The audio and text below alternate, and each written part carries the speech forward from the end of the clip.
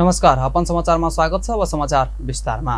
सरकारवालाहरूले मध्य प्रदेशका जिल्लाहरूमा शिक्षाको स्तर दिन प्रतिदिन खस्किरहेको भन्दै चिन्ता व्यक्त गरेका छन्।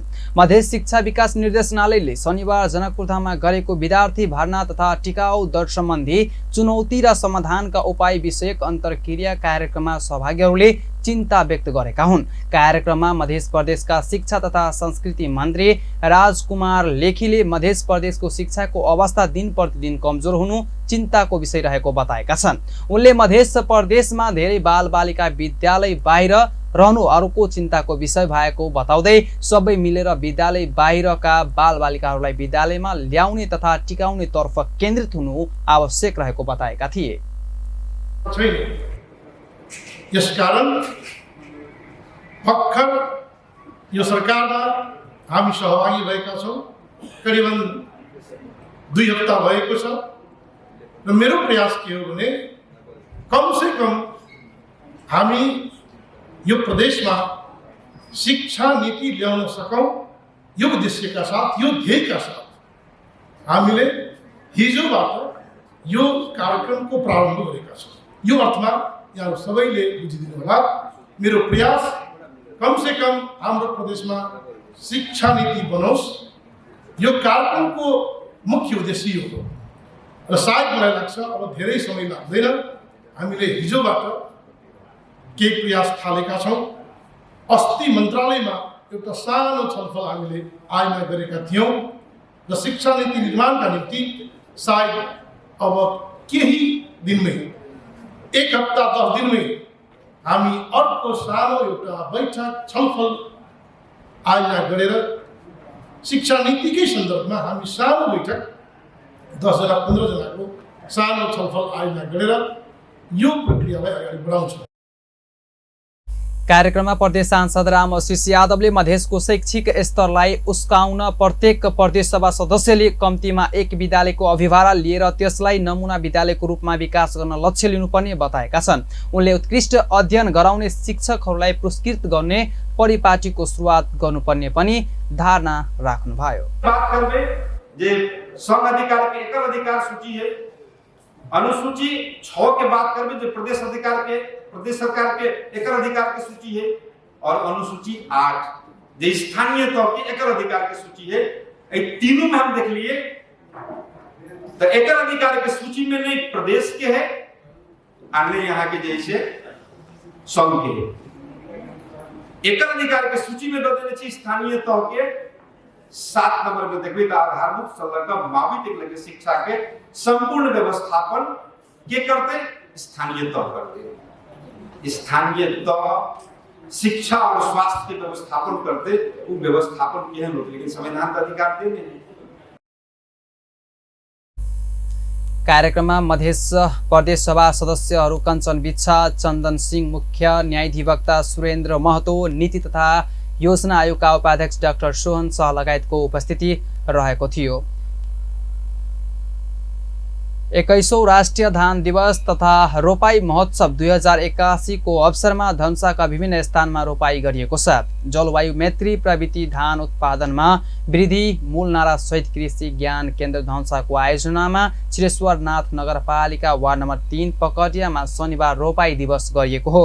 यस अवसरमा जिल्ला समन्वय समिति धनुषाका प्रमुख राजनन्दन मण्डल, श्रीश्वरनाथ नगरपालिकाका प्रमुख सुखदेव यादव, धनुषाका प्रमुख जिल्लाधिकारी राज कडरिया, सुरक्षा निकायका प्रमुखहरू, ज्ञान केन्द्र धनुषाका प्रमुख डाक्टर रामचन्द्र यादव सहितका कृषि क्षेत्रका अगुवा तथा किसानहरूले करिब 5 धान रोपाई गरेका थिए।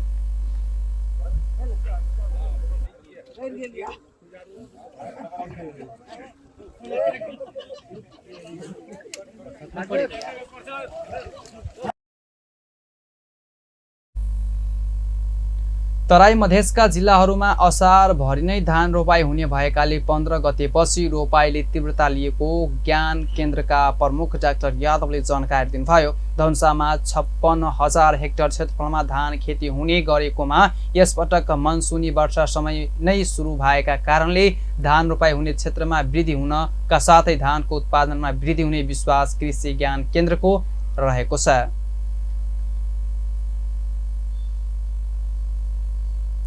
नेपाल प्रेस युनियनले नेपाल पत्रकार महासंघ धनुषा शाखामा तालाबन्दी गरेको छ। मतदाता नामावलीप्रति असन्तुष्टि देखाउँदै नेपाल प्रेस युनियनमा आबद्ध पत्रकारहरू लगायत असन्तुष्टि पत्रकारहरूले शनिबार धनुषा शाखा कार्यालयमा तालाबन्दी गरिदिएका हुन्। महासंघका केन्द्रीय कार्य समिति विधानलाई मिचेर अगाडि बढेको उनीहरूले आरोप लगाएका छन्। जिल्ला र प्रदेश कार्य समितिले नाम नै पठाइएकाहरूको सदस्यता दिएर अराजकता मचाउने खोजेको आरोप युनियन धनुषाका अध्यक्ष राजन सिंहले आरोप लगाएका छन्।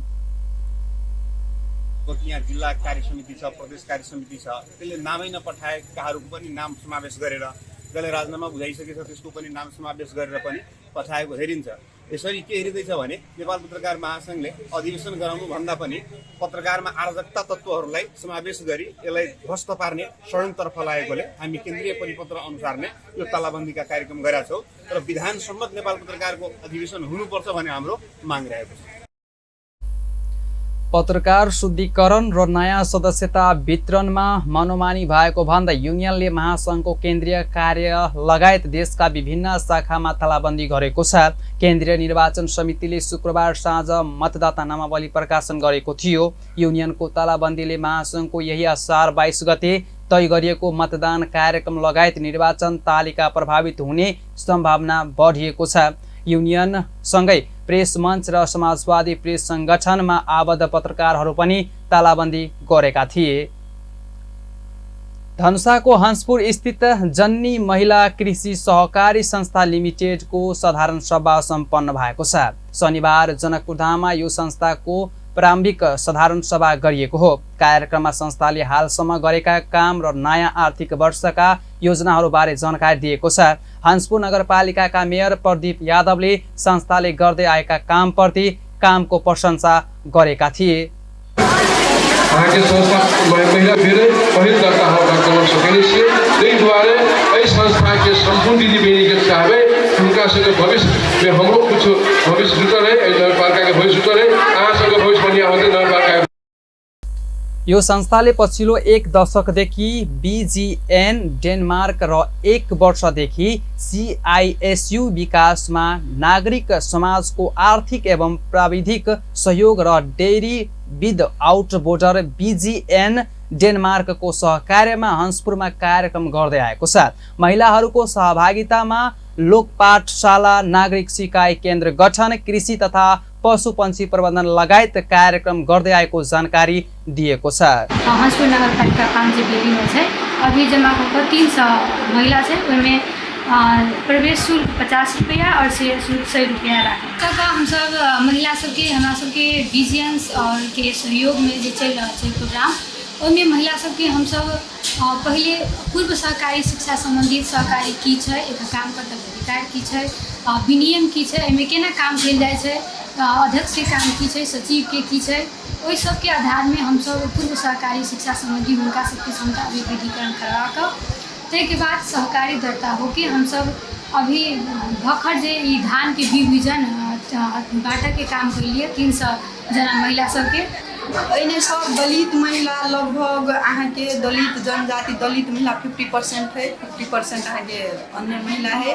लेकिन विशेष कर एने सबसे ज़्यादा दलित महिला के गहराता लगभग 90% दिया बुझ्नु 100% दलित महिला के, दलित बच्चा के, खास करके शिक्षा के रूप में हो या पढ़ाई या कृषि में हरेक तरह से सब।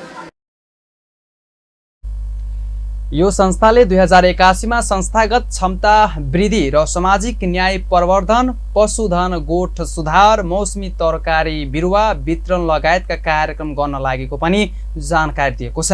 कार्यक्रममा हंसपुर नगरपालिकाका मेयर प्रदीप यादव, DN रजक लगायत सहभागी भएका थिए।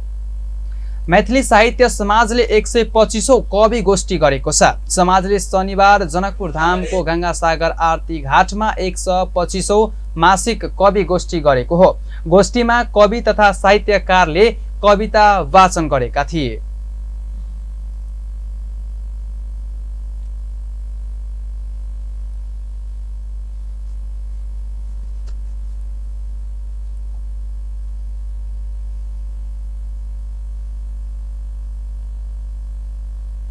समेली रोपाई हमरे में गेना आ बेली फुलाय आ गली गली भटकल सुबास खोजै छी, जीवन के एकटा निकास खोजै छी। हमरे में शीतल सातो समुद्र, पानी में डूबल प्यास खोजै छी। वाह वाह, ई ज्ञान केहन जे बुझतो अबूझ, ई ज्ञान केहन जे बुझतो अबूझ, आ गेठरी तू खोजे न अभियो त खोज। ई ज्ञान केहन जे बुझतो अबूझ आ काशीकान्त झाको अग्रसरतामा जनकपुर धाममा मासिक कवि गोष्ठी हुँदै आएको छ।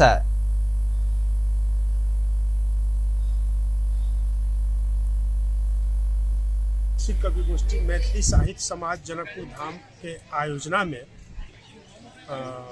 125 मासिक कवि गोष्ठी है जे 125 महीना से निरंतर चल रहा है और मैथिली साहित्य के क्षेत्र के बढ़ावा में कवि गोष्ठी के जनकपुर क्षेत्र में बहुत बड़का योगदान है।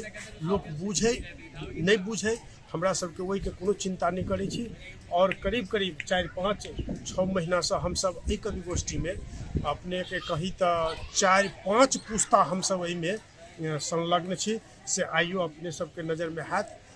एहि तरह हमरा अपना इच्छा है कि जाबत तक हम सब जीवित रही कवि गोष्ठी अहिना चलित रहे, अपने सबके साथ सहयोग। गोष्ठीमा विनोद चन्दन झा, देवी कान्त मिश्र, नरेश ठाकुर, प्रमोद कुमार शाह, फलेन्द्र लाल कर्ण, वैद्यनाथ पासवान, विजय यादव, मनोप परमेश्वर लगायत कवि तथा साहित्यकारहरू सहभागी भएका थिए। आफ्नो इन्ट्रेस्टको कम्पनीलाई 10.5 करोडको ठेक्का नपरेपछि बोलपत्र नै रद्द गर्न खोजेको मधेसका कायम मुकायम शिक्षा निर्देशकमाथि आरोप लागेको छ। मधेसका विद्यालयहरूका लागि प्रोजेक्ट, डिजिटल उपकरण तथा झोला खरिदका लागि मधेस शिक्षा विकास निर्देशनालयले बोलपत्र आह्वान गरेको थियो। प्रस्ताव पेश गरेका कम्पनीहरू मध्ये प्राइम सफ्ट सर्भिसेज प्राली लिमिटेडलाई यो ठेक्का परेको थियो। ठेक्का पाएर यो कम्पनीले सामान समेत खरिद गरिसकेको अवस्थामा प्रक्रिया नै रद्द गर्ने सूचना कायम मुकायम शिक्षा निर्देशक दिलीप ठाकुरले जारी गरेका हुन्। यो सूचना जारी भएपछि कम्पनीका सञ्चालकहरूले शनिबार जनकपुर धाममा पत्रकार सम्मेलन गरी ठाकुरमाथि विभिन्न आरोप लगाएका छन्। करिब 10 करोडको सामान पनि मगाइसकेको अवस्थामा आफूहरूलाई कुनै जानकारी नै नगराई अचानक ठेक्का रद्दको सूचना जारी भएको उनीहरूले गुनासो गरेका छन्। भएको र समयको अभावले गर्दाखेरि यो बोलपत्र रद्द गरेको भनेर उहाँले पत्रिकामा सूचना निकाल्नु भयो र त्यो लगत्तै एक दिन पहिला हामीले यो कुरा सिडिओ साहबको अगाडि पनि राखेको हो। उहाँलाई के पत्र दिनुभयो भने यो सामानको हाम्रो विद्यालयमा आवश्यकता नभएको हुनाले हामीले यो ठेक्का रद्द गर्ने भनेर लिने गर्नुभएको रहेछ। अब यो 2080 साल 21 सालको रेडबुकमा आएको कार्यक्रम हो। यसमा चाहिँ प्रदेश निर्वाचन क्षेत्रबाट छनौट भएका प्राविधिक विद्यालयहरूलाई प्रविधियुक्त शैक्षिक वातावरण सृजना गर्नका लागि supply and delivery of integrated CP with projector and integrated system प्रति विद्यालय 2 थानको दरले दिने भनेर रेडबुकमा आएको कार्यक्रम हो। अब त्यो रेडबुकमा आएको कार्यक्रमलाई एउटा अफिसको डाइरेक्टरले कसरी निर्णय गर्न सक्नुहुन्छ कि यो हामीलाई आवश्यक छैन भनेर र जुन हाम्रो आर्थिक प्रस्ताव टेक्निकलमा पास भइसक्यो, आर्थिकमा पास भइसक्यो, आर्थिकमा पास भएपछि कुनै कानुन छैन नेपालमा कि त रद्द गरेर त्यसलाई टाइमको ढिलाइ गरेर ठेक्का परेर प्राविधिक र आर्थिक प्रस्ताव पास भइसकेको अवस्थामा निर्देशनालय प्रमुख ठाकुरले उनको भाइको इन्टेसमा रहेको कम्पनीलाई ठेक्का नगरेपछि मधेसका विद्यालयको गुणस्तर विकासका लागि अगाडि बढेको योजना विफल हुने देखिएको पनि उनीहरूले बताएका छन्। साहब के की इंटरेस्ट है कि जो दोसर बीडर है ओकर एचएमसी नेपाल काठमांडू जो उनका ऑफिस है वो एक संस्था के समित ठाकुर कह के दिलीप ठाकुर के भाई समित ठाकुर जे ऐसे पहले भी टेंडर में बीड कर चुकल है। वो संस्था के एचएमसी नेपाल के स्टाफ हो चाहे उनका संबंधित व्यक्ति हो कोई भी हो वो अपना भाई के कारण से पूर्वाग्रही रह के ई टेंडर रद्द कर के हाकिम साहब। मन्त्रालयका सचिव मन्त्री धनुषाका प्रमुख जिल्लाधिकारी सहितले समेत प्रक्रिया अनुसार योजना अगाडि बढाउन ठाकुरलाई निर्देशन दिँदा समेत उनले ठेक्का रद्द गर्न मनसायमा लागेको उनीहरूको आरोप रहेको छ। प्रक्रिया की हुई है कि पहले ओकर टेक्निकल खोलल जाइए, टेक्निकल में भी पास प्राइम सॉफ्टवेयर भेले, तेके बाद ओके आर्थिक खोलल जाइए, आर्थिकों में पास प्राइम सॉफ्टवेयर भेले। अब हम सब बारंबार सचिव हाकिम साहब के दिलीप ठाकुर हाकिम साहब के की कहे छियै कि अपने ठेका के आक्षेप पत्र निकाल के सामान अपने ले जाओ, सामान गिरा ले जाओ से कही कि हम सब उनका बार बार अनुरोध के लिए हम सब ये कि मुख्यमंत्री जी, सचिव, शिक्षा मंत्री राजकुमार लिखी जी, के बाद केंद्र के सामान्य प्रशासन मंत्री भानुभक्त जोशी, के बाद अपने के शिक्षा मंत्रालय के उप सचिव समीर घिमिरे लगायत के व्यक्ति सब उनका कहलकिन, अहिया के मुख्य सचिव भी कहलकिन हाकिम साहब के, अहिया के सीडीओ साहब कहलकिन, एसपी साहब कहलकिन कि हैन प्राइम सप्लाईलाई यो टेन्डर पडिसकेको छ, उहाँको प्रक्रिया अनुसार गरेर तपाईँ उहाँको कार्य अगाडि बढाइदिनुहोस्, लेकिन अपन इन्ट्रेस्ट के कारण यता यस विषयमा कायम मुकायम निर्देशक ठाकुरले धनुषाको सिडिओको रोहबरमा छलफल भएर सार्वजनिक खरिद ऐन अनुसार निर्णय लिन भएको सहमति बमोजिम आफूले कदम चालेको बताउँदै ठेक्केदार कम्पनीलाई चित नबुझेको खण्डमा निवेदन दिएर जानकारी लिन सक्ने वा कानुनी उपचारमा जान सक्ने प्रतिक्रिया दिएका छन्। ठेक्काको विषयमा देखिएको अन्योलताले मध्य प्रदेशका 8वटा जिल्लाका कुल 64 विद्यालयमा गुणस्तर शिक्षाका लागि आएको यो योजना अलपत्र परेको छ। हस्त अहिलेलाई यतिकै पलपल खबर तेज नजर अपन टेलिभिजन। नमस्कार।